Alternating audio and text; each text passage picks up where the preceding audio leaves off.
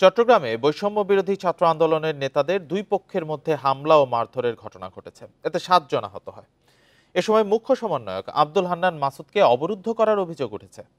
এ ঘটনার জেরে শনিবার সন্ধ্যায় নগরীর দামপাড়ায় সংবাদ সম্মেলন ডাকা হলে সেখানেও হাতাহাতিতে জড়িয়ে পড়ে পক্ষ দুটি। জুলাই ঘোষণাপত্রের পক্ষে শনিবার বিকেলে নগরীর 2 নম্বর গেট এলাকায় লিফলেট বিতরণ করেন বৈষম্য বিরোধী ছাত্র আন্দোলনের মুখ্য সংগঠক আব্দুল হান্নান মাসুদ। কর্মসূচি শেষে দামপাড়ায় ওয়াসা মোড়ে একটি ভবনে অবস্থানকালে তাকে এবং সমন্বয়ক রাসেল আহমেদকে অবরুদ্ধ করে চট্টগ্রামের আরেক সমন্বয়ক রিজাউর রহমান ও তার সহযোগীরা। এ সময় রিজাউরের লোকজনের হামলায় অন্তত 7 জন আহত হয়। শৈবাল দাসের ডান হাত ছিল, যিনি তার নেতৃত্বে আমাদের উপর হামলা করছে।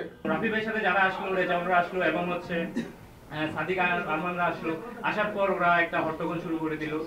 এই ঘটনায় রাত 8:30টায় সংবাদ সম্মেলন করেন সমন্বয়ক রাসেল। হামলায় জড়িতদের শাস্তি দাবি করেন তিনি। যারা ছাত্রনেতা হয়ে উঠে চাঁদাবাজি করতে চায়, তাদের লোকবল প্রয়োজন হয়, তারা একটা গ্যাংকে আশ্রয় দিয়েছে এবং সেই গ্যাং এখন একটা চিরাং স্টুডেন্ট ফোরাম নামে একটা ফোরাম করেছে এবং সেটার উপদেষ্টা হচ্ছে রিজাউর রহমান। সংবাদ সম্মেলনের এক পর্যায়ে কক্ষে আসেন বৈষম্য বিরোধী ছাত্র আন্দোলনের কেন্দ্রীয় সহ সমন্বয়ক খান তালাত মাহমুদ রাফি। আবার শুরু হয় বাকবিতণ্ডা। হট্টগোলের কারণে বক্তব্য শেষ করতে পারেননি রাফি।